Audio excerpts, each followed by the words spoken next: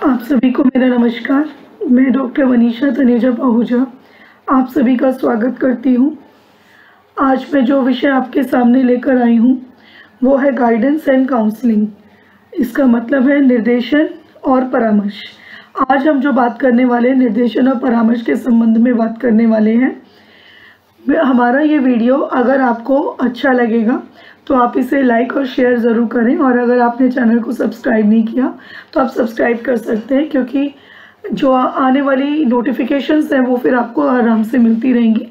तो चलिए आज हम अपना टॉपिक शुरू करते हैं, गाइडेंस एंड काउंसलिंग, निर्देशन एवं परामर्श। निर्देशन की जो बात करते हैं, ये दो तरह की आज हम जो दो टॉपिक डिस्कस करने वाले हैं, निर्देशन और परामर्श। तो यहाँ पर जो निर्देशन की जो परिभाषा जोन्स ने दी है उसमें वो कहते हैं कि ये जो गाइडेंस होता है, जो निर्देशन होता है, it involves personal help given by someone. कोई ऐसी हेल्प है, पर्सनल हेल्प है जो कि कोई हमें देता है। It is design to assist a person in deciding where he wants to go. और ये इस तरह से डिज़ाइन की जाती है कि एक व्यक्ति को मदद हो जाए और उसे ये पता चले, वो ये निर्णय ले सके कि उसे कहाँ जाना है, what he wants to do, उसे क्या करना चाहे, वो क्या करना चाहता है, और how he can best accomplish his purposes, और किस तरह से वो अपने जो उसके उद्देश्य हैं उसको अच्छी तरह से एकम्प्लिश कर सकता है, उसको पूर्ण कर सकता है। It assist him in solving problems that arise in his life, और ये ही उसे मदद करेगा उसके जीवन में आने वाली जो समस्याएं हैं उसके हल करने में। It does not solve problems for the individual but helps him to solve them. यहाँ पे स्पष्ट रूप से कह दिया गया है कि निर्देशन स्वयं उसकी समस्या का हल नहीं निकालता। निर्देशन में ये नहीं होता। निर्देशन में व्यक्ति को इतना सक्षम बनाया जाता है कि वो व्यक्ति खुद अपनी समस्याओं का समाधान करता है। The focus of guidance is the individual not the problem, क्योंकि गाइडेंस का जो फोकस होता है वो इंडिविजुअल होता है, जो केंद्र है वो व्यक्ति है, ना कि समस्या है। Its purpose is to promote the growth of individual in self direction.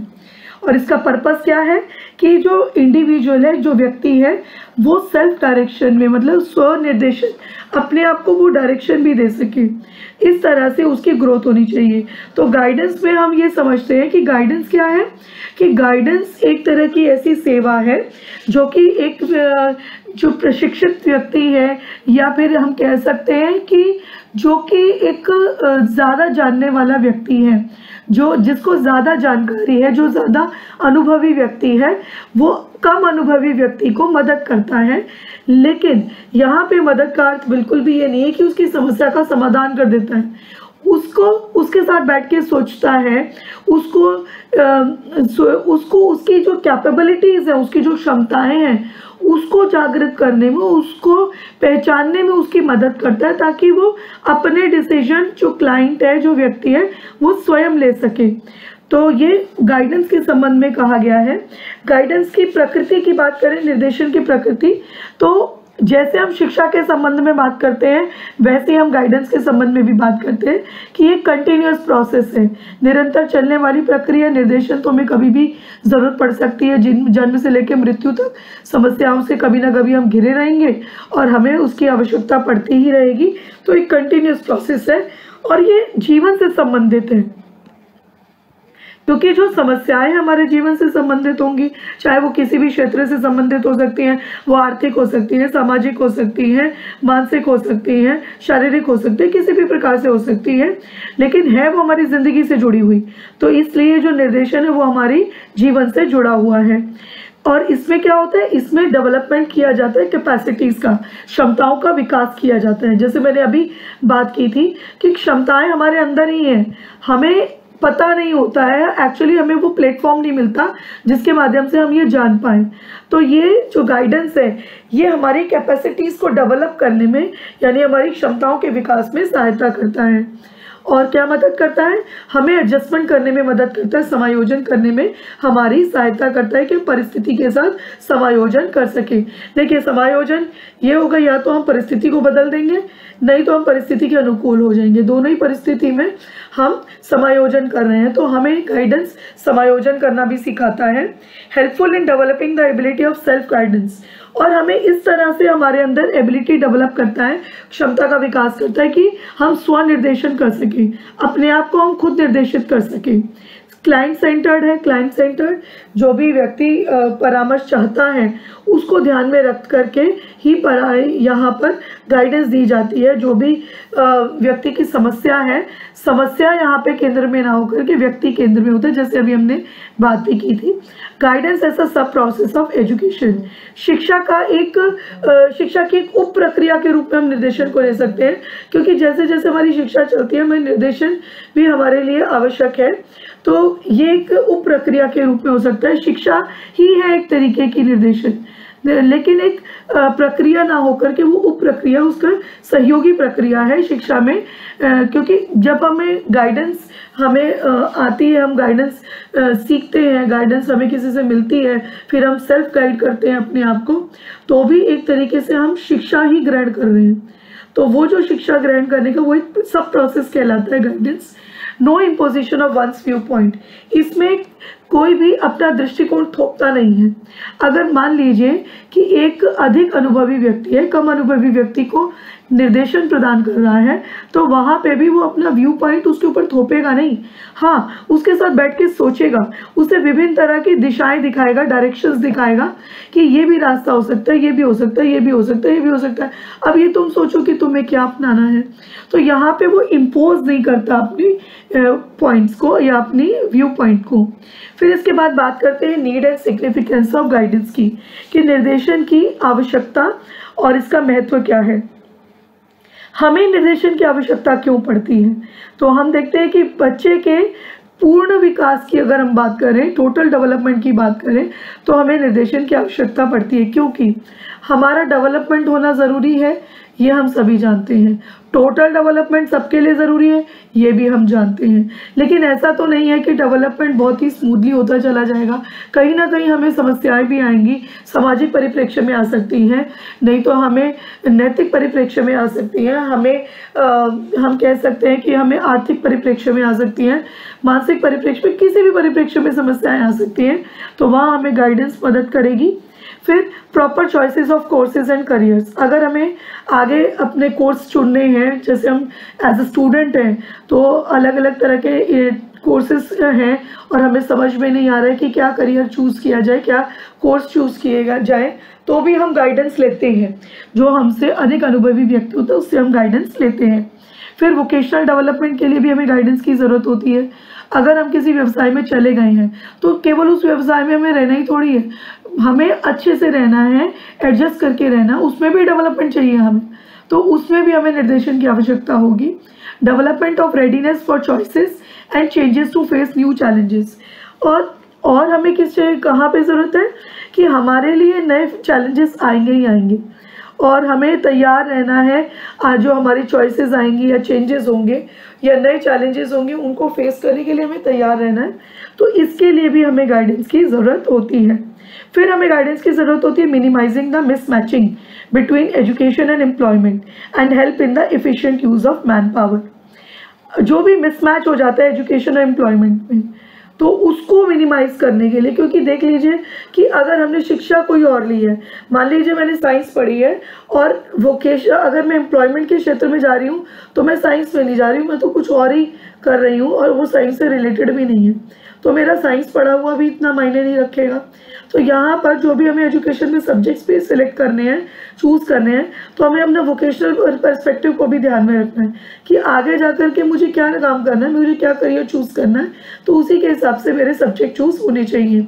ऐसा हम इसलिए करते हैं क्योंकि नौकरी तो हर कोई कर लेता है, लेकिन उसमें रहकर हमें सिर्फ नौकरी नहीं करनी है, हमें तो अपना जो हमारी मैन पावर है उसका एफिशिएंट यूज़ भी होना चाहिए, because we are as a human resource.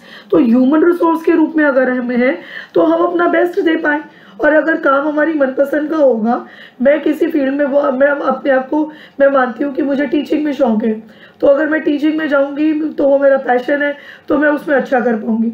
लेकिन अगर मान लीजिए मैं टीचर नहीं बनना चाहती हूँ लेकिन मैं समहाउ टीचर बन गई हूँ, तो मैं उसके साथ जस्टिफाई नहीं कर पाऊँगी। तो क्या होगा, मैं एज ए ह्यूमन रिसोर्स भी अब मैं प्रॉपरली यूटिलाइज मैं नहीं हो पाऊँगी, तो ये थोड़ा सा दिक्कत रहेगी। तो यहाँ पे गाइडेंस की ज़रूरत है। फिर motivating the youth for self employment, अगर हम यूथ को भी सेल्फ एम्प्लॉयमेंट के लिए मोटिवेट करें। आजकल आप जैसे एंटरप्रेन्योरशिप करिकुलम माइंडसेट चल रहा है, तो वो इसी को ध्यान में रख करके है कि हम यूथ को भी मोटिवेट कर सके कि अगर एम्प्लॉयमेंट नहीं मिलती आपको तो डजेंट मैटर, आप सेल्फ एम्प्लॉयमेंट कीजिए, आप खुद कुछ काम शुरू कीजिए, बल्कि आप नौकरी देने वाले बनो। तो इस तरह से भी हम गाइडेंस दे सकते हैं, बच्चों को मोटिवेट कर सकते हैं। फिर चेकिंग वेस्टेज एंड स्टैग्नेशन, क्योंकि अगर कोई मान लीजिए सब्जेक्ट हमारी पसंद के हम सिलेक्ट नहीं कर पाए हैं तो ऑब्वियसली हम आगे नहीं बढ़ पाते हैं, तो हमारा साल भी ख़राब होता है, समय भी ख़राब होता है और रुकावट भी आ जाती है हमारी प्रोग्रेस में। तो इन सब को भी हम रोक सकें, तो इसके लिए भी हमें निर्देशन की आवश्यकता होती है। फिर हम देखते हैं कि ensuring proper utilisation of time spent outside the classrooms. जो भी हम क्लासरूम के बाहर टाइम स्पेंड करते हैं, हम कुछ भी काम करते हैं, कोई भी एक्टिविटी करते हैं, तो हम ये इंश्योर करें कि वो भी टाइम का प्रॉपर यूटिलाइजेशन होना चाहिए। मान लीजिए क्लासरूम में तो क्योंकि एक्टिविटीज़ होती है, टीचर इन्वॉल्व रखता है, काम होता है, एक लय में बना हुआ है, तो वहाँ पे कॉग्निटिव डेवलपमेंट भी हो रहा है, तो या बाकी सारे डेवलपमेंट हो रहे हैं। लेकिन कहने का मतलब ये है कि बाकी का जो टाइम है हम उसको वेस्ट ना करें, उसके लिए भी गाइडेंस है कि गाइडेंस, मान लीजिए मुझे पूछना है तो मैं खाली समय में क्या क्या कर सकती हूँ। मैं खाली समय में न्यूज़पेपर पढ़ सकती हूँ, मैं न्यूज़ सुन सकती हूँ जिससे मुझे कुछ सीखने को ही मिलेगा, या मैं किसी और आजकल बहुत सारी चीज़ें ऑनलाइन अवेलेबल हैं तो मैं कुछ और चीज़ सीख सकती हूँ। तो मुझे अपना टाइम जो स्पेंड करना है प्रॉपरली यूटिलाइज करना है, मुझे खुद उसके लिए अपना टाइम टेबल बनाना है कि मैं पूरा दिन क्या क्या काम करने वाली हूँ। तो मुझे खुद उसको देखना चाहिए कि मेरे लिए क्या अच्छा है और क्या यूज़फुल होगा, तो इसके लिए भी गाइडेंस की ज़रूरत है। तो चेकिंग इंसिडेंस ऑफ इनडिसिप्लिन, अनानुशासन की समस्या आ जाती है, तो उसको भी दूर करने के लिए हमें गाइडेंस की ज़रूरत है, उसके लिए भी बच्चे को गाइड करने की ज़रूरत है। Identifying and motivating students from weaker sections of society and students in need of special help, ऐसे बच्चे जो कि कमज़ोर वर्ग से हैं समाज के, या फिर हम कह सकते हैं जिन्हें मदद की ज़रूरत है, विशेष मदद की ज़रूरत है, तो ऐसे लोगों को आइडेंटिफाई किया जा सके और उन्हें मोटिवेट किया जा सके, इसके लिए भी गाइडेंस काम आती है। फिर जैसे मैंने बात की थी ह्यूमन रिसोर्स की, कि हम लोग एक ह्यूमन रिसोर्स की तरह, तो ऑब्वियसली हम लोग अपनी इकोनॉमी को डेवलप करने में मदद करेंगे, क्योंकि अगर हम अपनी मनपसंद फील्ड में जाएंगे तो वहाँ मन लगा के काम करेंगे, 100% देंगे, तो इससे हमारा नेशनल डेवलपमेंट भी होता है और हमारी इकोनॉमी भी डेवलप होती है। इसके बाद हम गाइडेंस की बात करते हैं, तो मुख्य तौर पे जो गाइडेंस के प्रकार सामने आते हैं वो है एजुकेशनल, वोकेशनल और पर्सनल। एजुकेशनल कहते हैं शैक्षिक को, व्यावसायिक यानी वोकेशनल, और पर्सनल कहते हैं व्यक्तिगत को। यहाँ पर हम देखते हैं कि एजुकेशनल और वोकेशनल एक बच्चे के लिए, एक स्टूडेंट के लिए मेन है, क्योंकि एजुकेशनल शिक्षा से संबंधित है और वोकेशनल व्यवसाय से संबंधित है। इससे अलग जितने भी जो एरियाज है वो पर्सनल के अंतर्गत भी आ सकते हैं। पर्सनल जो है वो व्यक्तिगत है। अभी यहाँ पे हम जो बात कर रहे हैं, व्यक्तिगत में समस्या तो कोई भी क्षेत्र से हो सकती है, व्यक्तिगत एजुकेशनल भी हो सकती है, वोकेशनल भी हो सकती है, सोशल भी हो सकती है, या फिर वो और भी किसी क्षेत्र से संबंधित हो सकती है, वो फाइनेंशियल भी हो सकती है, किसी भी क्षेत्र से संबंधित हो सकती है, वो मैरिज से संबंधित भी हो सकती है, ओल्ड एज से रिलेटेड भी हो सकती है, तो किसी भी फील्ड से रिलेटेड हो सकती है। लेकिन जो हम एजुकेशन की फील्ड में, टीचर एजुकेशन में जो हम बेसिकली गाइडेंस की टाइप्स पर फोकस करते हैं वो ये 3 टाइप्स है, एजुकेशनल, वोकेशनल एंड पर्सनल। तो हम एक एक करके आगे बढ़ेंगे। इसमें पहला है एजुकेशनल गाइडेंस। एजुकेशनल गाइडेंस को हम समझने की कोशिश करते हैं। शैक्षिक निर्देशन, शिक्षा से संबंधित निर्देशन। तो इसको हम इस तरह से समझ सकते हैं कि शिक्षा के क्षेत्र में, यानी जब हम शिक्षा ग्रहण कर रहे हैं तो उस दौरान हमारे को जो भी समस्याएं आती हैं, जो भी हमें प्रॉब्लम्स आ रही हैं, उन प्रॉब्लम्स को दूर करने के लिए जो हमें निर्देशन की आवश्यकता पड़ती है, उसे हम कहते हैं शैक्षिक निर्देशन।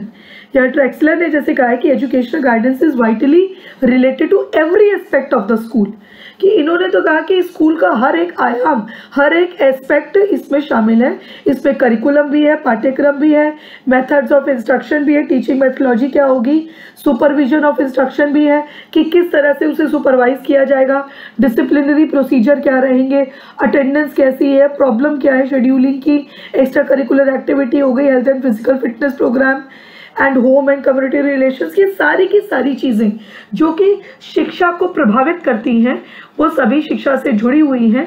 तो इनसे संबंधित अगर कोई समस्या आती है तो वो सभी समस्याओं का निदान शैक्षिक निर्देशन के अंतर्गत किया जाता है। तो शैक्षिक निर्देशन की आवश्यकता क्यों होती है? जैसे अभी हमने ओवरऑल बात की थी, तो अब हम शिक्षा को फोकस करते हुए करेंगे कि क्योंकि अगर मैंने मान लीजिए कि सब्जेक्ट प्रॉपर चूज नहीं किए, जैसे मैं इसमें कह रही हूँ कि अप्रोप्रिएट सिलेक्शन ऑफ सब्जेक्ट्स, कि हम अपने जो सब्जेक्ट्स चूज करते हैं वो अप्रोप्रिएटली सिलेक्ट कर सकें, जो मुझे चाहिए मैं उसी को पढूं। कहने का मतलब ये कि जिसमें मेरा इंटरेस्ट हो मैं उस सब्जेक्ट को पढूं। लेकिन अगर जिसमें मेरा इंटरेस्ट ही नहीं है और अगर मुझे किसी ने कह दिया कि तुम इसको ले लो, इसकी ये इंपॉर्टेंस है, वो इंपॉर्टेंस है, लेकिन मेरा वो इंटरेस्ट नहीं है, तो क्या होगा? यही होगा कि मुझे उस सब्जेक्ट में दिक्कत आएगी, मेरा उसको पढ़ने में मन नहीं लगेगा। हो सकता है कि मैं उसकी वजह से फेल भी हो जाऊं, और फेल हो जाऊंगी तो क्या होगा? मेरा साल खराब हो जाएगा, वेस्टेज होगी, स्टैग्नेशन होगा, एक रुकावट सी आ जाएगी। तो यहाँ पर एजुकेशनल गाइडेंस की ज़रूरत पड़ती है मुझे स्कूल के हर एस्पेक्ट में। जैसे मैंने अभी ट्रैक्सलर की बात की थी, तो स्कूल के हर एक एस्पेक्ट में एजुकेशनल गाइडेंस की ज़रूरत है। तो स्कूल में अगर एडजस्टमेंट करनी है तो भी हमें एजुकेशनल गाइडेंस की ज़रूरत है फॉर फ्यूचर। और क्या है, फ्यूचर एजुकेशन के लिए हमें जो भी इंफॉर्मेशन चाहिए, आगे मुझे बढ़ना है, आगे पढ़ना है, उसकी जो सूचनाएं हैं वो भी मुझे एजुकेशनल गाइडेंस के थ्रू मिलेंगी। For providing knowledge of opportunities, किस किस तरह की अपॉर्चुनिटीज़ मुझे मिल सकती हैं, ये भी नॉलेज प्रोवाइड की जाती है इसमें। For keeping busy in learning process, मैं लर्निंग प्रोसेस में कैसे बिजी रह सकती हूँ, वो भी मुझे एजुकेशनल गाइडेंस से पता चलता है। For a change in school administration and teaching methods, जो हमारा स्कूल एडमिनिस्ट्रेशन है या हमारे टीचिंग मेथड्स हैं, उनको चेंज करने के लिए उनमें क्या चेंज की ज़रूरत है, उसके लिए भी एजुकेशनल गाइडेंस की ज़रूरत है।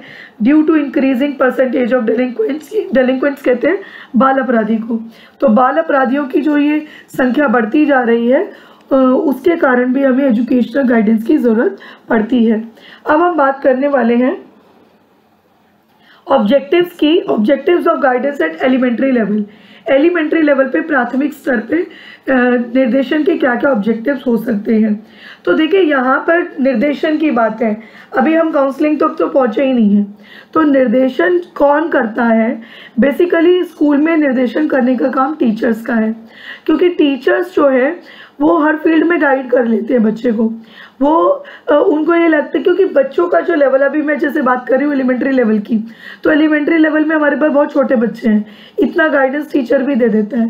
तो टीचर यहाँ पर किन किन चीज़ों को फोकस करेगा गाइडेंस में, तो वो हम देखते हैं। Helping peoples to make a satisfactory transition from home to school. तो यहाँ पर बच्चा घर से स्कूल आ रहा है, तो यहाँ पे जिस तरह से वो घर में कंफर्टेबल है, ऐसे ही वो स्कूल में भी सेटिस्फाई हो, इस तरह से उसको हेल्प करना है बच्चे को। तो यहाँ गाइडेंस काम आती है।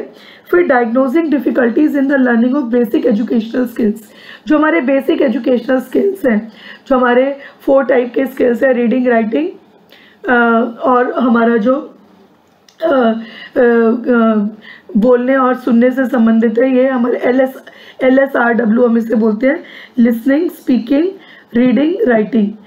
लिसनिंग श्रवण, स्पीकिंग वाचन, रीडिंग पठन और राइटिंग लेखन, ये 4 तरह के कौशल है। और इसके अलावा भी जो बेसिक एजुकेशनल स्किल्स हैं, उसमें बच्चे को क्या डिफ़िकल्टी आ रही है वो डायग्नोज करना है, और उसी के हिसाब से फिर उसको गाइडेंस भी देनी है। Identifying peoples in need of special education, किन बच्चों को स्पेशल एजुकेशन की ज़रूरत है, जिनको स्पेशल अटेंशन चाहिए, उनको क्या प्रॉब्लम्स हैं, ऐसे बच्चों को आइडेंटिफाई करना। फिर helping potential drop outs to stay in school, जो बच्चे ड्रॉप आउट हो जाते हैं तो उनको इस तरह से हम स्कूल में ही बनाए रखें, तो इसके लिए भी गाइडेंस काम आती है। Guiding peoples to develop insight into the world of work and favourable attitude towards work, तो यहाँ पर बच्चों को इस तरह से डेवलप करना है कि वो काम से उनका जुड़ाव हो सके, काम से वो प्यार कर सके और फेवरेबल एटीट्यूड हो किसी भी काम को लेकर के, क्योंकि स्कूल में डिफरेंट टाइप की एक्टिविटी कराई जाती है। उसका मकसद ये होता है कि बच्चा जो है उसमें काम करने की भावना जागृत हो। तो इस तरह से यहाँ गाइडेंस का एक ये मकसद रहता है कि बच्चे को काम के प्रति उसके अंदर श्रद्धा भाव हो। फिर assisting in plans for their further education और ट्रेनिंग, फिर जो भी उसकी फर्दर एजुकेशन है या जो ट्रेनिंग उसको लेनी है उसके लिए उसको प्लान करने में असिस्ट करें। ये कुछ ऑब्जेक्टिव्स है एलिमेंट्री लेवल पे। फिर हम देखते हैं कि एजुकेशनल गाइडेंस दी कैसे जाती है, प्रोसीजर क्या है, इसका तरीका क्या है। तो एजुकेशनल गाइडेंस दो तरीके से दी जाती है, एक इंडिविजुअली गाइडेंस दी जाती है, एक ग्रुप में गाइडेंस दी जाती है। तो इंडिविजुअल अगर हमें गाइडेंस देनी है, इंडिविजुअल गाइडेंस कब दी जाएगी, जब किसी एक व्यक्ति विशेष की कोई खास सी समस्या होगी, कोई समस्या विशेष होगी, तो उसके लिए एक व्यक्ति से ही बात की जाएगी, उसी को गाइडेंस दी जाएगी। तो गाइडेंस का एक प्रोसीजर है कि सबसे पहले इनिशियल इंटरव्यू किया जाएगा, सबसे पहले इंटरव्यू करके बातचीत की जाएगी उससे, बातचीत करके उससे कुछ पता लगाने का प्रयास किया जाएगा कि क्या समस्या है, कब से वो फेस कर रहा है, उससे उसको क्या क्या दिक्कतें आ रही हैं। तो इस तरह से वो क्वेश्चंस फ्रेम कर लेता है, इंटरव्यू लेता है। फिर उसके बाद क्यूमुलेटिव रिकॉर्ड जो होते हैं बच्चे के, क्यूमुलेटिव रिकॉर्ड इसमें बहुत मदद करते हैं। यहाँ पर मैं एक बार, क्योंकि नाम आया है यहाँ पर क्यूमुलेटिव रिकॉर्ड का, तो थोड़ा मैं आपको स्पष्ट कर देती हूँ। ऑल्दो मैंने उसे पीपीटी में नहीं लिया है, लेकिन मैं फिर भी इसको स्पष्ट करती हूँ। क्यूमुलेटिव रिकॉर्ड संचय अभिलेख को कहते हैं कि किसी भी बच्चे का जब वो स्कूल में एडमिशन लेता है तो उसका रिकॉर्ड मेंटेन किया जाता है, उसमें उसका हर तरह का रिकॉर्ड है, फैमिली बैकग्राउंड भी है उसका, फिर उसका हेल्थ से रिलेटेड रिकॉर्ड भी है, एकेडमिक रिकॉर्ड भी है, उसका इंटरेस्ट किन किन चीज़ों में वो रिकॉर्ड भी है। तो सारी की सारी जो जानकारी उस बच्चे की क्यूमुलेटिव रिकॉर्ड में रहती है, और ये रिकॉर्ड्स टीचर के पास होते हैं, क्लास टीचर के पास, और क्लास टीचर इसे टाइम टू टाइम अपडेट करती रहती है। इसी के साथ ही आप एक एनेक्डोट रिकॉर्ड भी पढ़ते हैं, तो मैं एनेक्डोट को इससे थोड़ा सा डिफरेंशिएट करना चाहूँगी।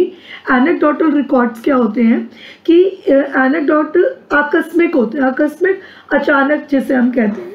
तो ये हर एक बच्चे के होते हैं, लेकिन फिर उसी बच्चे का किया जाता है जो अचानक ही अगर किसी बच्चे में कोई चेंजेस लग रहे हैं।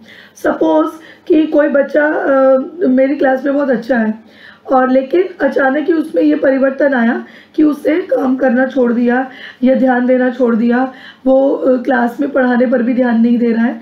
तो ये क्या हुआ कि मैंने उसका एक अलग सा बिहेवियर ऑब्जर्व किया। तो मैं वहीं पर जब मैंने इसको ऑब्जर्व किया है तो उसके एनेक्डोट में वहाँ पे डेट डाल करके उसका रिकॉर्ड मेंशन करूँगी कि मेरी ऑब्जर्वेशन क्या है।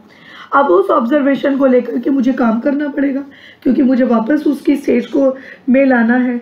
तो मैं उसके लिए क्या क्या करने वाली हूँ, क्या क्या मेरी प्लानिंग होगी, वो मैं उसमें नोट डाउन कर सकती हूँ, और फिर मैं उसको अप्लाई करती हूँ।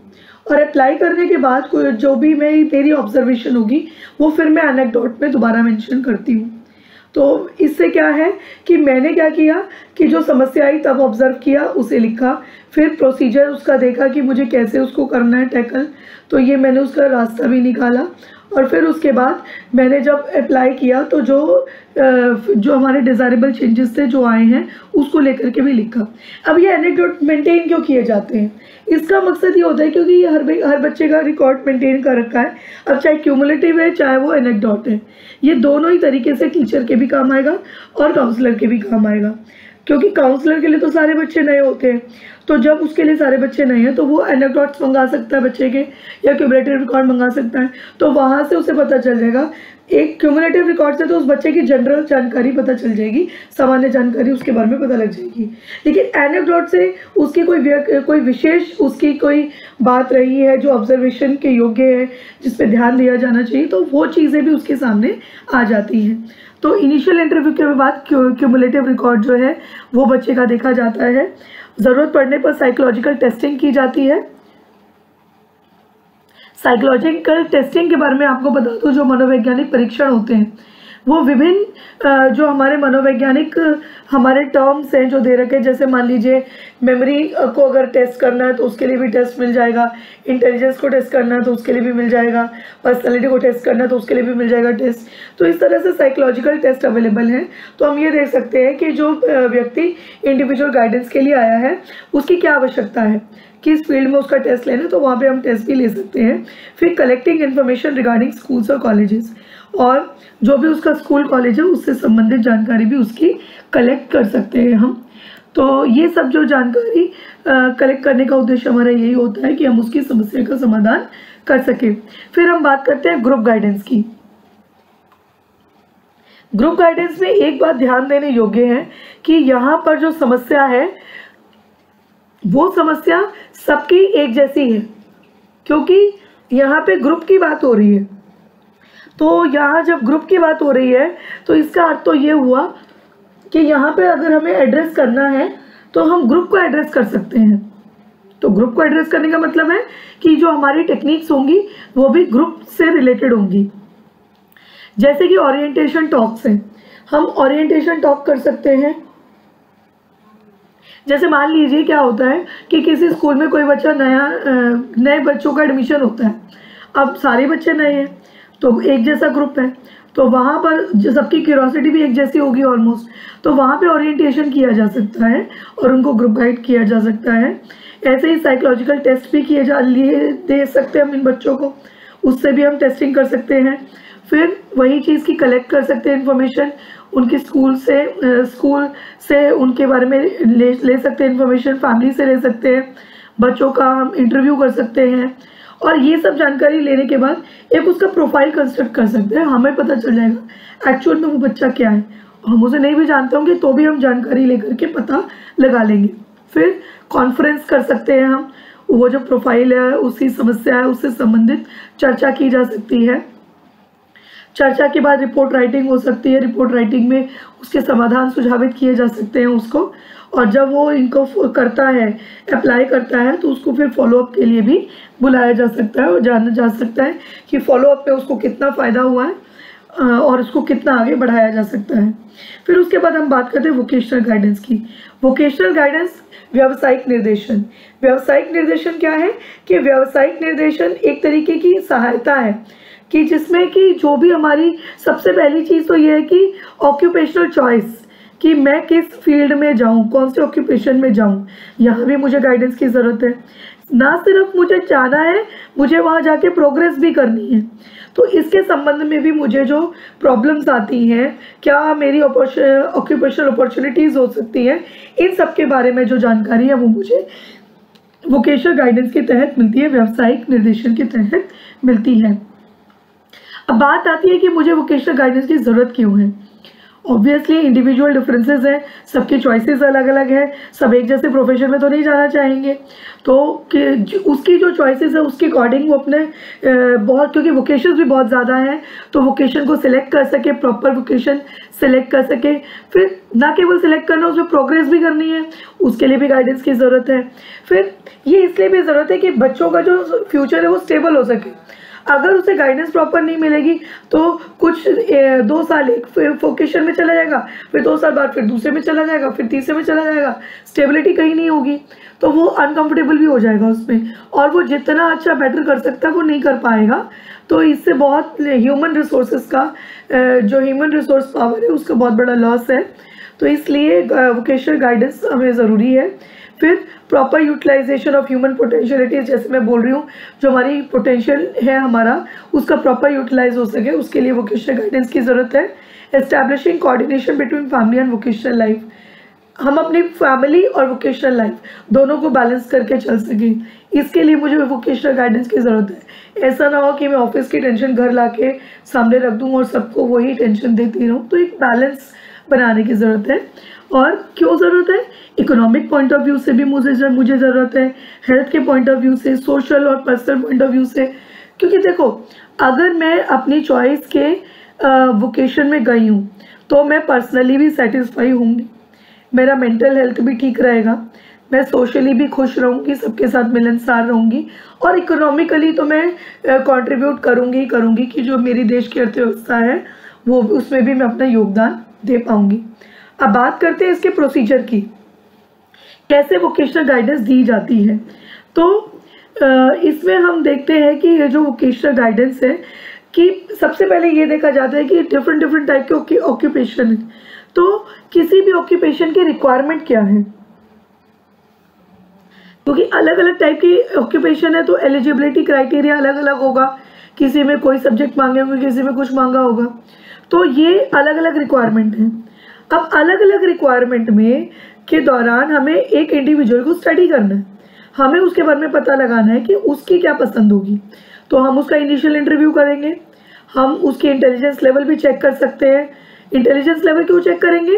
क्योंकि हमें ये पता चल जाए कि उसका इंटेलिजेंस लेवल कितना है, किस तरह के किस लेवल तक के काम उसको दिए जा सकते हैं, किस फील्ड में वो जा सकता है। पर्सनैलिटी का क्यों करेंगे? ताकि हमें ये पता चल जाए कि किस टाइप की पर्सनैलिटी है, कोई ऐसा काम उसको ना दे दिया जाए कि उसको वो समस्या में आ जाए। मान लीजिए उसका हार्ट बहुत वीक है, बहुत ही वो इंट्रोवर्ट टाइप का है, या उसका दिल बड़ा कमज़ोर है और उसे काम हमने ऐसा दे दिया कि कोई मान लीजिए कोई कब्रिस्तान में कोई नौकरी करनी है, या कोई किसी की काट पीट करनी है, किसी के बॉडी की काट पीट करनी है, तो उसका तो वहीं पे बहुत ही वो डिप्रेस हो जाएगा, बड़ा परेशान हो जाएगा वो। तो पर्सनैलिटी का भी पता होना चाहिए, इंटरेस्ट क्या है उसके ये पता हो। तो ये सब जानकारियाँ जब हमारे पास होंगी, फाइनली हम उससे इंटरव्यू कर सकते हैं, तो हम उसको ऑक्यूपेशन सजेस्ट कर सकते हैं। तो फिर रिपोर्ट राइटिंग होती है। रिपोर्ट राइटिंग में हम ये बता सकते हैं कि क्या हम उसको सजेस्ट कर सकते हैं, क्या क्या उसके पास ऑप्शंस हैं। फिर उसको प्लेसमेंट दी जा सकती है, दिलवाई जा सकती है, और प्लेसमेंट के दौरान फॉलोअप भी लेना बहुत आवश्यक हो जाता है। फिर हम बात करते हैं पर्सनल गाइडेंस की। मैंने एक बात यहाँ पे अभी की थी कि सभी चीज़ें पर्सनल गाइडेंस में आ सकती हैं, जो इन दोनों में नहीं आ रही, एजुकेशन वोकेशनल, वो सभी पर्सनल गाइडेंस में भी आएंगी, क्योंकि पर्सनल गाइडेंस एक व्यक्तिगत निर्देशन से संबंधित है, जो किसी एक व्यक्ति को ही चाहिए, एक मतलब एक इंडिविजुअल को ही चाहिए। मुझे चाहिए तो बस वो मुझे चाहिए, मेरे से संबंधित और किसी व्यक्ति को नहीं चाहिए, क्योंकि मेरी अपनी सोच है, मेरा अपना एटीट्यूड है, मेरी अपनी क्षमताएं हैं, उसको ध्यान में रख के मुझे चाहिए। तो किस लिए चाहिए? कि मैं बेटर एडजस्टमेंट कर सकूँ in the development of attitudes and behaviour in all areas of life. जितने भी लाइफ के एरियाज है उसमें मैं बेटर डेवलपमेंट कर सकूँ, इसके लिए मुझे पर्सनल गाइडेंस की ज़रूरत है। तो पर्सनल गाइडेंस मुझे क्यों ज़रूरत है, हम उस पर भी बात करते हैं। क्योंकि हमारी फिजिकल हेल्थ से रिलेटेड भी प्रॉब्लम्स हो सकती हैं, फैमिली प्रॉब्लम्स हो सकती हैं, मेरा जो मनोरंजन का समय उसका मैं प्रॉपर यूटिलाइजेशन कैसे करूं, पर्सनैलिटी की प्रॉब्लम्स हो सकती हैं, स्कूल से रिलेटेड प्रॉब्लम्स हो सकती हैं, वोकेशनल हो सकती हैं, धार्मिक हो सकती हैं, शादी से संबंधित हो सकती है, सेक्स से संबंधित हो सकती हैं, ओल्ड एज से संबंधित प्रॉब्लम्स, सारी की सारी प्रॉब्लम्स का जो सोल्यूशन है वो पर्सनल गाइडेंस में हमें मिल सकता है। अब हम ये बात कर रहे हैं कि पर्सनल गाइडेंस का प्रोसीजर क्या है, तो कैसे हम पर्सनल गाइडेंस दे सकते हैं। तो वही चीज़ है कि सबसे पहले हमें फैक्ट को कलेक्ट करना है, डाटा कलेक्शन करनी है, फैक्ट्स का कलेक्शन करना है। हम उसका फिजिकल डिटेल्स को जानने की कोशिश करेंगे कि उसका हाइट, वेट, आई साइट, उसकी क्या क्या कोई बीमारी तो नहीं है, क्या उसको कोई एलर्जी तो नहीं है।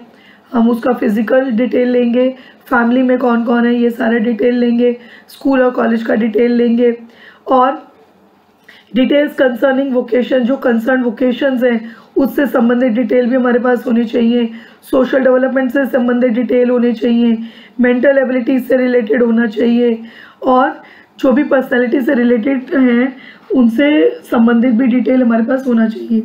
इतनी जानकारी के बाद हम क्या करेंगे, डायग्नोस करेंगे प्रॉब्लम का, डायग्नोसिस करेंगे, फिर प्रोग्नोसिस करेंगे। प्रोग्नोसिस क्या होता है, उसका उपाय करना, कि एक बार हमने निदान कर लिया फिर हम उसका उपाय दे रहे हैं। उसके लिए अगर हमें कोई थेरेपी देनी पड़ती है, कोई ट्रीटमेंट देना पड़ता है, हम वो भी देते हैं। और जब ये सब होता है तो हम फॉलोअप एक्शन भी करते हैं। फॉलोअप एक्शन के ये तरीके दे रखे हैं। फॉलोअप कैसे कैसे कर सकते हैं, कार्ड फाइल मेथड कर सकते हैं, एक कार्ड बनाया जा सकता है जिसमें टाइम टू टाइम फॉलोअप की जानकारी दी जा सकती है। एक क्वेश्चनर मेथड हो सकता है कि बार बार उसे जब भी आएगा फॉलोअप उससे कराया जा सकता है, क्वेश्चनर डेवलप करके। फिर कॉन्टैक्ट थ्रू लेटर्स इत्यादि, आजकल ईमेल इत्यादि है, हम उससे भी ले सकते हैं। तो हम अपना सोशल मीडिया का प्रयोग भी इसमें कर सकते हैं। फिर हम बात करते हैं गाइडेंस सर्विसेज की। ये जो गाइडेंस सर्विसेज हैं यानी निर्देशन सेवाएं जिनकी मैं यहाँ पे बात कर रही हूँ, ये एनसीईआरटी द्वारा रिकमेंड की गई हैं। तो ये मुख्य 7 तरह की सेवाएं हैं। ओरिएंटेशन सर्विस, अनुस्थापक सेवा, प्यूपल इन्वेंट्री सर्विस, छात्र अनुसूची सेवा, इंफॉर्मेशन सर्विस, सूचना सेवा, इसके अंतर्गत एजुकेशनल शैक्षिक और दूसरा व्यावसायिक है। एजुकेशन के साथ ट्रेनिंग भी दे रखा है, प्रशिक्षण है ये।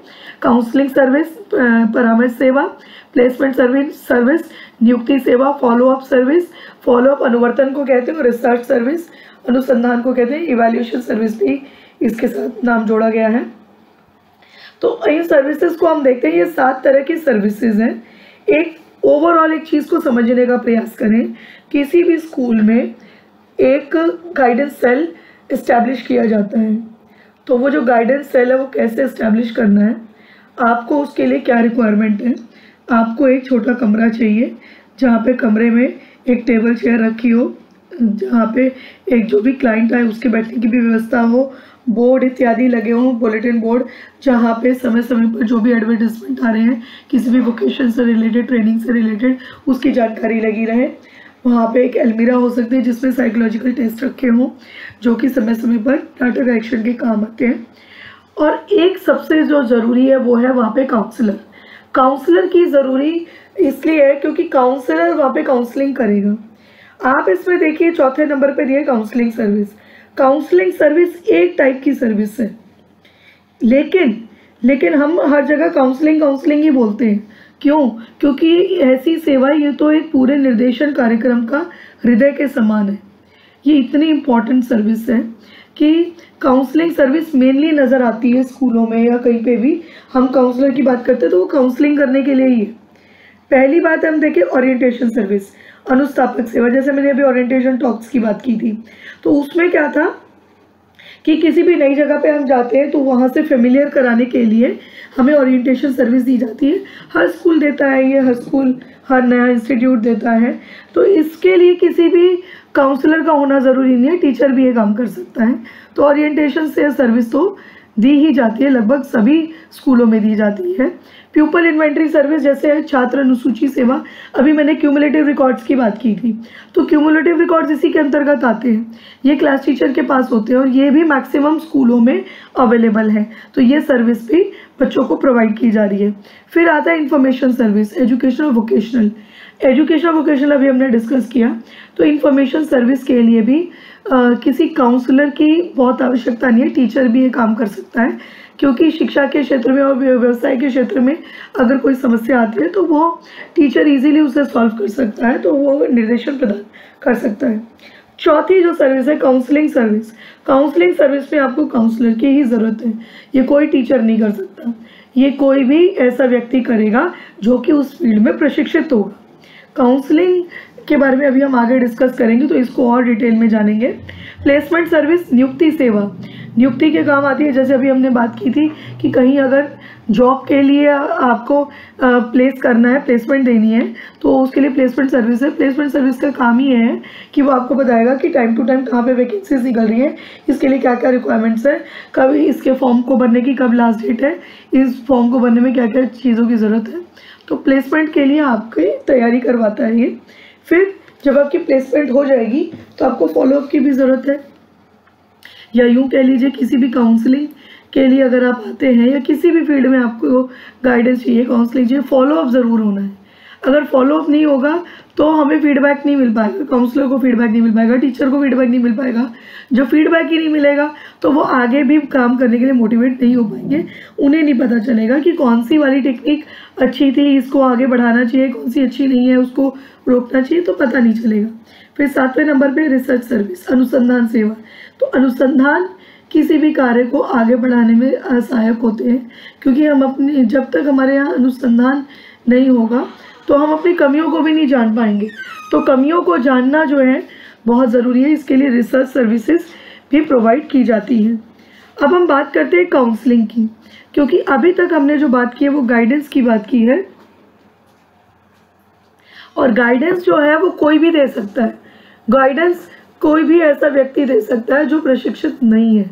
टीचर भी हो सकता है, घर में पेरेंट्स भी हो सकते हैं, कोई अनुभवी व्यक्ति हो सकता है, कोई बड़ा भाई हो सकता है, बड़ी बहन हो सकती है, कोई दोस्त हो सकता है, कोई भी हो सकता है। लेकिन काउंसलिंग ऐसा प्रोसेस है, इसको तो काउंसलर की ही कर सकता है, क्योंकि काउंसलिंग क्या है? Counselling is an accepting, trusting and safe relationship in which clients learn to discuss openly what worries and upsets them, to define precise behavior goals, to acquire the essential social skills, and to develop the courage and self-confidence to implement desired new behaviors. अब counselling में क्या होता है? Basically जो चीज़ समझने वाली है वो ये है कि काउंसलिंग हमारा इमोशनल पर्सपेक्टिव से ज़्यादा जुड़ा हुआ है, इफेक्टिव डोमेन से जुड़ा हुआ है। तो काउंसलिंग के लिए जो भी क्लाइंट है वो और जो काउंसलर है उनके बीच में एक सेफ रिलेशनशिप होता है, ट्रस्ट का रिलेशनशिप होता है, एक एक्सेप्टेंस का रिलेशनशिप होता है। अगर काउंसलर उसको एक्सेप्ट नहीं करेगा क्लाइंट को, तो क्लाइंट भी अपनी जो फीलिंग्स है वो शेयर करने में हेजिटेंट होगा और उसको प्रॉपर काउंसलिंग भी नहीं मिल पाएगी। तो काउंसलिंग का जो प्रोसीजर है वो काउंसलिंग इंडिविजुअली काउंसलिंग होती है और किसी भी समस्या को लेकर के काउंसलिंग हो सकती है। फिर हम बात करते हैं कि काउंसलिंग के कैरेक्टरिस्टिक्स क्या है। तो ये ज़रूरी है कि काउंसलिंग जो है दो पर्सन्स के म्यूचुअल रिलेशनशिप पर डिपेंड करती है। देखिए, म्यूचुअल रिलेशनशिप का मतलब है कि रिलेशनशिप भी हेल्दी रिलेशनशिप, पॉजिटिव रिलेशनशिप होनी चाहिए। अगर काउंसलर ने पहले से ही ये सोच लिया कि इस व्यक्ति का कुछ नहीं हो सकता या इसकी समस्याएं बहुत ही अलग है या ये व्यक्ति बहुत अलग है, तो वो ठीक तरह से काउंसलिंग नहीं कर पाएगा। तो यहाँ पर म्यूचुअल रिलेशनशिप जो दोनों का है वो बहुत ज़रूरी है। तो यहाँ पर तो एक सेफ और ट्रस्ट वर्दी रिलेशनशिप की ज़रूरत है।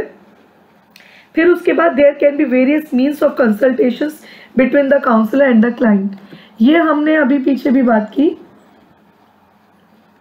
कि कंसल्टेशन करने के अलग अलग तरीके हो सकते हैं, तो हम उसको भी इसमें यूज़ कर सकते हैं। जैसे आजकल ऑनलाइन है तो ऑनलाइन काउंसलिंग भी आजकल दी जा रही है। लॉकडाउन के दौरान कई ऐसा हुआ है कि डॉक्टर्स ने भी ऑनलाइन ही पेशेंट्स को देखा है और काउंसलर्स भी ऑनलाइन काउंसलिंग भी कर रहे हैं। तो डिफरेंट टाइप से काउंसलिंग भी की जा सकती है। Every counsellor performs his function with complete knowledge. कोई भी काउंसलर है वो अपने पूर्ण ज्ञान का प्रयोग करेगा अपने फंक्शन को परफॉर्म करने के लिए। फिर the nature of counselling also changes according to the client's feelings. अब उसका जो काउंसलिंग का नेचर है वो क्लाइंट की फीलिंग के अकॉर्डिंग भी चेंज होता है। क्लाइंट की फीलिंग्स कैसी हैं, तो वहाँ पर ये देखना पड़ेगा कितना पॉजिटिव है, कितना नेगेटिव है। अगर वो नेगेटिव है तो फिर काउंसलर का काम बढ़ जाता है, उसको पहले पॉजिटिव करेगा वो, क्योंकि पॉजिटिविटी अगर उसमें नहीं होगी तो कोई भी उपाय होगा उसको नहीं समझ आएगा, कोई भी वो उसको डिसीजन लेने में वो टाइम लगाएगा, नहीं ले पाएगा। Each counselling is interview based. सारी काउंसलिंग जो है वो इंटरव्यू बेस्ड है। तो लेट्स सी काउंसलिंग प्रोसेस के बेसिक प्रिंसिपल्स क्या है। बेसिक चीज़ें जो काउंसलिंग में काउंसलर ध्यान रखता है काउंसलिंग के दौरान वो है एक्सेप्टेंस, स्वीकृति। क्लाइंट जो भी जानकारी दे रहा है आपको बहुत ज़्यादा अपना नहीं देना है, अपनी राय नहीं प्रकट करनी है, आपको उसको स्वीकृति देनी है। क्योंकि अगर मान लीजिए क्लाइंट ने आपसे कोई बात शेयर की और हो सकता है वो नेगेटिव हो और आपने तुरंत कह दिया कि अरे ऐसा कर दिया तुमने, तो क्या होगा, सुनने वाला एकदम से अलर्ट हो जाएगा कि नहीं अब मैं इससे ज़्यादा बोलूँगा ना तो इसमें मेरी इंसल्ट हो सकती है। तो वो स्वीकृति भाव ज़रूरी है काउंसलर के लिए, चाहे इन्फॉर्मेशन कैसी भी आ रही हो। फिर रिस्पेक्ट फॉर द इंडिविजुअल, जो भी इंडिविजुअल है उसके लिए रिस्पेक्ट होना ज़रूरी है। फिर परमिसिवनेस, जो भी वो कह रहा है उसको हम सुने ध्यान से और उसको स्वीकृति प्रदान करें। जैसे मैंने एक्सेप्टेंस की बात की है तो परमिसिव भी होनी चाहिए उसको, ठीक है अपनी जगह होकर के वो हो सकता है उसका सही डिसीजन हो, हम उस परिस्थिति में हो सकता है तो हम भी वही काम करते हैं, या हो सकता है हम ना करते। फिर थिंकिंग विद द इंडिविजुअल, इसमें इंडिविजुअल के साथ बैठ के सोचा जाता है समस्याओं पर, समस्याओं का समाधान सोच कर ढूंढना है, बताना नहीं है, यहाँ पे ढूंढना है। उसके बाद साथ बैठ के सोचना है। फिर consistency with ideals of democracy, जो आइडियल्स है डेमोक्रेसी के, लोकतंत्र के जो आदर्श है उसके उसमें उसको भी हमें ध्यान में रखना है कि हम कहीं उसका उल्लंघन तो नहीं कर रहे हैं, कि उसकी कहीं हमने जो उसको राइट्स है कहीं हम उसको छीन तो नहीं रहे हैं, उससे उसका शोषण तो नहीं हो रहा। तो हमें ये चीज़ों का ध्यान रखना है। लर्निंग, यहाँ पे सीखने पर भी बल है कि व्यक्ति कुछ समस्या का हल निकाले तो उससे सीखे भी सही। काउंसलिंग की फील्ड्स की बात करें तो हर फील्ड में काउंसलिंग की ज़रूरत है। एजुकेशनल में भी है, वोकेशन में भी है, साइकोलॉजिकल काउंसलिंग भी चाहिए, साइकोथेराप्यूटिक भी हो सकती है। वो साइकोथेराप्यूटिक क्या है कि ये उपचार से संबंधित है, कोई हमारी साइकोलॉजिकल समस्या है उससे संबंधित जो उपचार किए जाते हैं साइकोथेराप्यूटिक हो सकते हैं। वो क्लिनिकल साइकोलॉजी हो सकती है, मैरिज से रिलेटेड हो सकती है, प्लेसमेंट से रिलेटेड हो सकती है, किसी भी फील्ड में हो सकती है। अब इसका प्रोसेस क्या होगा, प्रोसेस भी उसी से मिलता जुलता है। पहले हम एनालिसिस करेंगे, जो भी हमारे पास डेटा उपलब्ध है उसको एनालाइज करेंगे, फिर अपने तरीके से इंफॉर्मेशन को सिंथेसाइज करेंगे। जैसे मैंने कहा था कि कंस्ट्रक्शन ऑफ अ प्रोफाइल, तो इस तरह से हम सिंथेसाइज करेंगे, डायग्नोज करेंगे प्रॉब्लम को, फिर प्रोग्नोसिस, उसका ट्रीटमेंट करेंगे, उसी से रिलेटेड उसको काउंसलिंग भी देंगे और फिर उसका फॉलो अप करेंगे। टेक्निक्स कौन कौन सी काम आती है काउंसलिंग में? देखिए, काउंसलिंग का जो तरीका है उसमें काउंसलर को बहुत पेशेंस रखने की ज़रूरत है। अगर काउंसलर ने ज़रा सी भी चूक की तो संभव है कि उसको सही डाटा उपलब्ध ना हो, वो अपने क्लाइंट से सही डाटा ना ले सके। तो इसके लिए ज़रूरी है एस्टेब्लिशिंग रेपो, उनके बीच में मधुर संबंध स्थापित होना चाहिए, दोनों के बीच में, जो क्लाइंट है और जो काउंसलर है। अगर उनके बीच में मधुर संबंध नहीं होगा, अगर क्लाइंट अपने आप को इनसिक्योर फील करेगा या उसको तो हेजिटेशन होगी, तो ऑब्वियस सी बात है कि वो अपनी फीलिंग शेयर नहीं कर पाएगा। फिर उसके बाद cultivating self understanding, self understanding को कल्टीवेट करना है, वो खुद को समझ सके। तो यहाँ पे एक प्रोसीजर है कि वहाँ पे हम इस योग्य बनाना है काउंसलिंग के थ्रू उस व्यक्ति को कि वो अपने आप को समझ सके, ऐसी क्षमता उसके अंदर उत्पन्न करनी है। फिर उसके बाद advising and planning a programme of action. अब इसके लिए आपको कोई क्या प्रोग्राम ऑफ एक्शन होगा, क्या एडवाइस करोगे, क्या प्लान करोगे, ये आपको देखना है। तो ये इसमें दो तरीके से हो सकता है, एक डायरेक्ट एडवाइजिंग हो सकता है, एक परसुएसिव मेथड हो सकता है। डायरेक्ट एडवाइजिंग क्या है? डायरेक्ट एडवाइजिंग में आप डायरेक्टली एडवाइस कर सकते हैं, डायरेक्टली उसको सुझाव दे सकते हैं। और परसुएसिव मेथड में आप उसको जो भी वो कह रहा है उसको परसुएसिव कर सकते हैं, उसको या जैसे वो कह रहा है उसी को ही आप थोड़ा सा मॉडिफाई करके उसको मान सकते हैं, उसको एक रास्ता दे सकते हैं। फिर एक्सप्लेनेटरी मेथड हो सकता है कि आप एक्सप्लेन भी करें चीज़ों को, क्योंकि कई बार क्या होता है कि क्लाइंट इतना सक्षम नहीं होता कि वो अपनी प्रॉब्लम को समझ सके, तो थोड़ा एक्सप्लेनेशन उसको हेल्प करता है। फिर referral to other personal workers, फिर जो अदर पर्सोनल वर्कर्स हैं, देखिए सिर्फ काउंसलर ही नहीं है, पर्सोनल वर्कर्स वो है जो सभी लोग जो कि उसकी काउंसलिंग में मदद कर रहे हैं। वो उसका क्लास टीचर भी हो सकता है, वो स्कूल के और स्टाफ भी हो सकते हैं, प्रिंसिपल भी हो सकते हैं, फैमिली का मेंबर भी हो सकते हैं, पीयर ग्रुप भी हो सकते हैं। तो ये सभी लोग मिल करके उसकी काउंसलिंग में मदद कर सकते हैं। तो टेक्निक्स की जैसे हमने बात की, साइलेंस एक टेक्निक है, मौन धारण करना, कि जब क्लाइंट कुछ कह रहा है तो चुपचाप आप उसकी बात सुनिए और बीच बीच में अपनी स्वीकृति देते रहिए, एक्सेप्टेंस देते रहिए। क्लैरिफिकेशन, जहाँ आपको कोई चीज़ क्लियर नहीं है आप वही क्लैरिफाई कर लो, क्योंकि आपने एज्यूम नहीं करना कि अच्छा इसका ये मतलब हो सकता है, वो मतलब हो सकता है। एक बात के दो तीन मतलब भी निकलते हैं, तो आपको खुद कुछ भी एज्यूम नहीं करना। इंटरव्यू की एक खासियत है कि आपको क्लैरिफाई करना है, आप उससे क्लियर कर लो कि आप क्या कहना चाहते हो। फिर क्लैरिफाई करने के बाद रीस्टेटमेंट भी कर सकते हो। रीस्टेटमेंट मतलब उसको पुनर्कथन कर सकते हो कि एक बार वो क्लैरिटी हो जाएगी कि हाँ भाई ये वाला सेंटेंस कहना चाह रहा है ना ये। फिर अप्रूवल, आप उसको अप्रूवल दें कि जो भी वो कह रहा है उसको अप्रूव करना चाहिए आपको ना, उसकी बात को, चाहे वो नकारात्मक कह रहा है लेकिन अप्रूव देख करना है। वो इसलिए करना है क्योंकि वो डीमोटिवेट ना हो जाए। वो मोटिवेट हो गया तो वो आपको इन्फॉर्मेशन ही नहीं देगा। फिर आस्किंग क्वेश्चंस, बीच बीच में आप प्रश्न कर सकते हैं। और अगर मामला बहुत ज़्यादा संगीन हो जाता है, कई बार वो इमोशनल हो जाता है क्लाइंट हो, तो बीच में थोड़ा सा ह्यूमर भी ला सकते हैं। समरी क्लासिफिकेशन हो सकता है कि समराइज भी कर सकते हैं, एनालिसिस भी किया जा सकता है चीज़ों को लेकर के। फिर इंटरप्रिटेशन हो सकता है कि आपने क्या समझा उसको इंटरप्रेट करना। रिग्रेशन हो सकता है। एश्योरेंस आप उसको दे सकते हैं कि आप किस तरह से एश्योर करेंगे, मतलब थोड़ा सा आपको एक उसको ना रिग्रेट भी फील ना हो, उसको वो रिग्रेशन में भी ना जाए, और फिर उसको थोड़ा एश्योरेंस भी हो। एक पॉजिटिव एटीट्यूड की तरफ उसको रखना है, क्योंकि पॉजिटिविटी होगी तभी वो एक सही जानकारी हमें दे पाएगा। अब इसके बाद हम बात करें अप्रोचेस या स्कूल्स ऑफ काउंसलिंग। काउंसलिंग में 3 टाइप की काउंसलिंग आपके साथ हम यहाँ डिस्कस करें, डायरेक्टिव, नॉन डायरेक्टिव और एक्लेक्टिव काउंसलिंग। एक एक करके लेके आगे बढ़ते हैं। डायरेक्टिव काउंसलिंग क्या होती है, ये कंसेप्ट E.G. विलियमसन ने दिया है।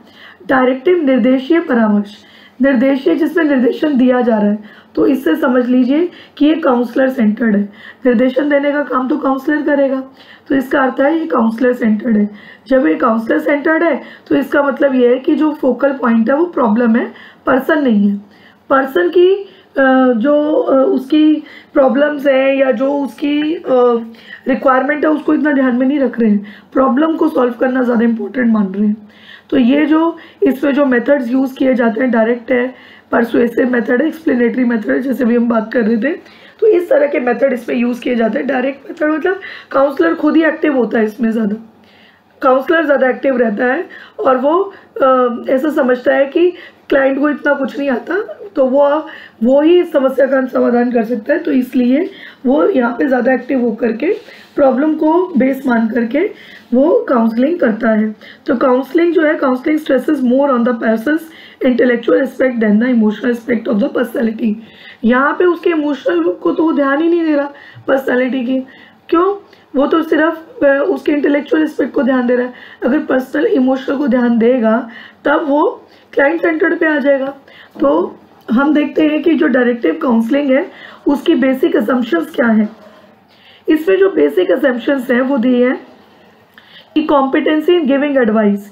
इसमें जो काउंसलर है वो अपने आप को कॉम्पिटेंट मानता है कि मैं एडवाइस दे सकता हूँ और मुझे ही ज़्यादा मालूम है, उसकी जो उसका बौद्धिक ज्ञान है वो सबसे अच्छा है, तो इसलिए वो अपने आप को ज़्यादा कैपेबल मानता है एडवाइस करने के।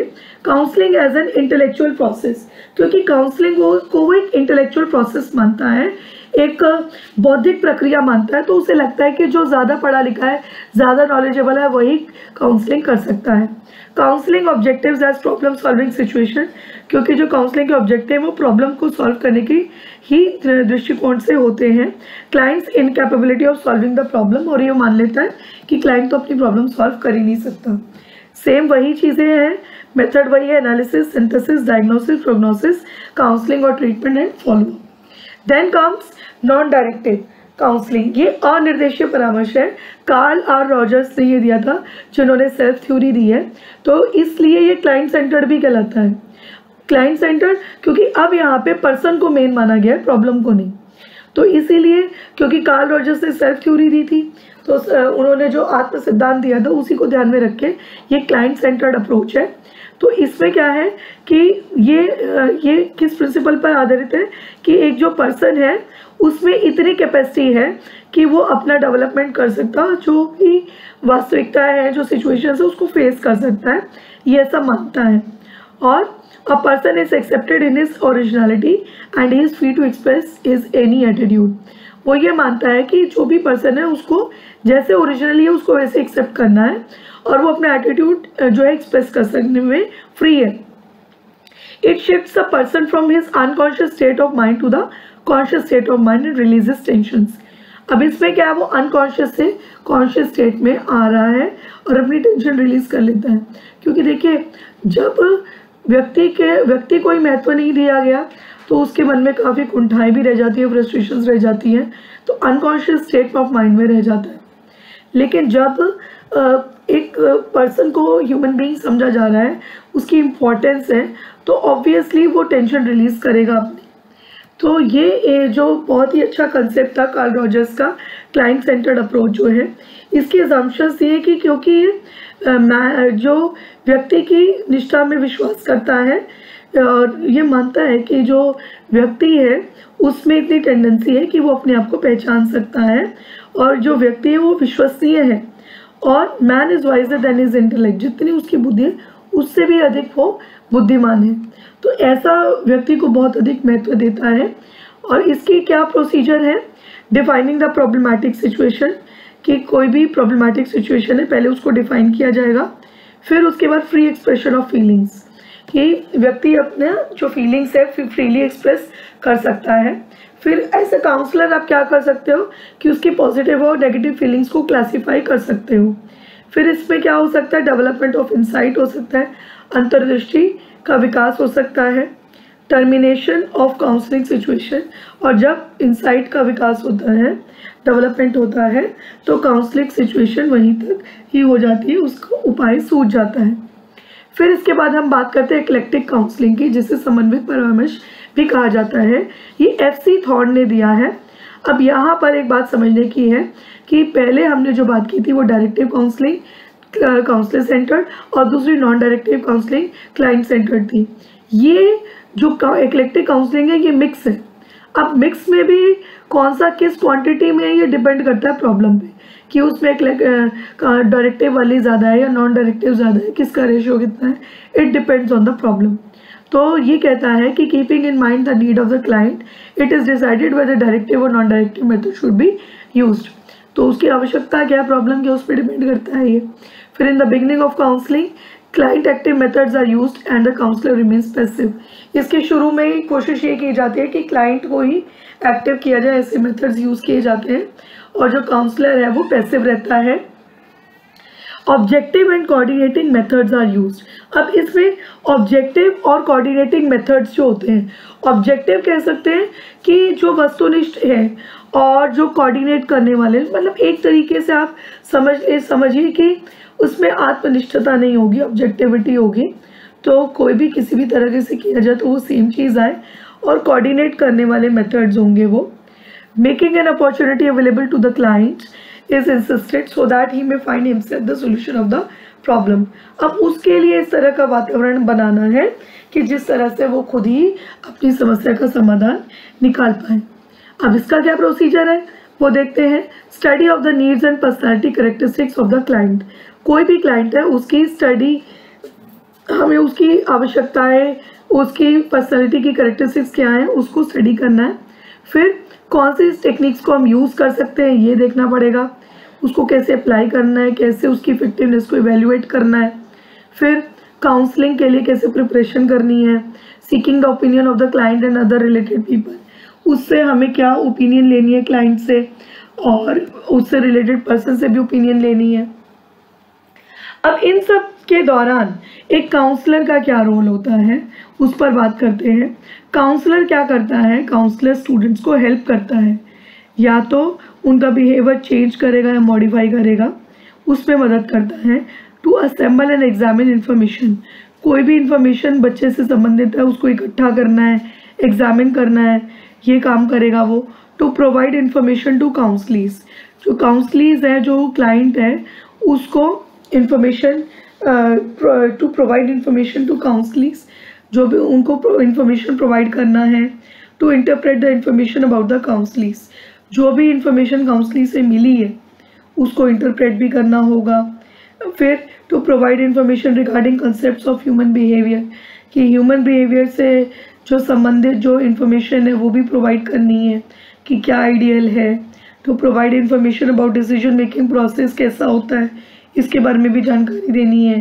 क्वेश्चंस पूछने हैं, सजेशंस लेने हैं। तो ये कुछ काम है काउंसलर के, बहुत सारे काम हैं।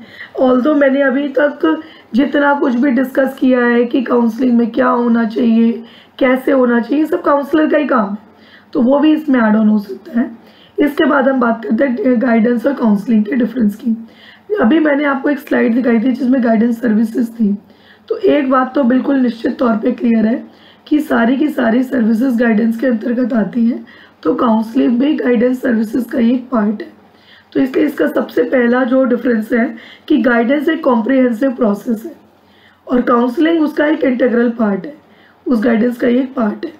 अब गाइडेंस जो है वो इंडिविजुअली भी दी जा सकती है और ग्रुप्स में भी दी जा सकती है, लेकिन काउंसलिंग जो है वो 1 एट अ टाइम दी जाती है, 1 to 1 होती है। काउंसलिंग एक व्यक्ति के एक समय में हो सकती है।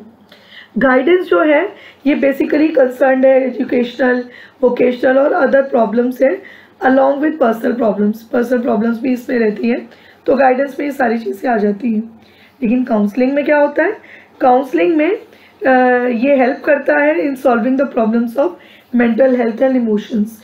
जो हमारी मेंटल हेल्थ है और जो हमारी इमोशंस हैं उससे रिलेटेड जो हमारी प्रॉब्लम्स हैं उसको सॉल्व करने में काउंसलर की ज़रूरत होती है, क्योंकि वो बहुत ही नाजुक मैटर है, बहुत ही डेलिकेट मैटर्स हैं, वहाँ पे हम कैजुअल आंसर नहीं कर सकते, तो हमें बहुत ही एहतियात बरतते हुए हमें डील करना पड़ता है क्लाइंट को, तो इसलिए वहाँ एक ट्रेंड पर्सन की ज़रूरत होती है।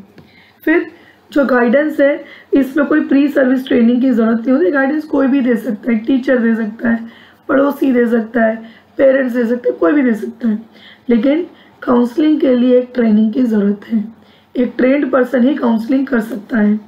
It can be provided through the magazines. जो गाइडेंस है वो मैगजीन्स, बुक्स, कॉरेस्पॉन्डेंस इत्यादि से प्रोवाइड की जा सकती है, जबकि जो काउंसलिंग है वो उसमें क्या होता है, the role of mutual consultation and reasoning is very important.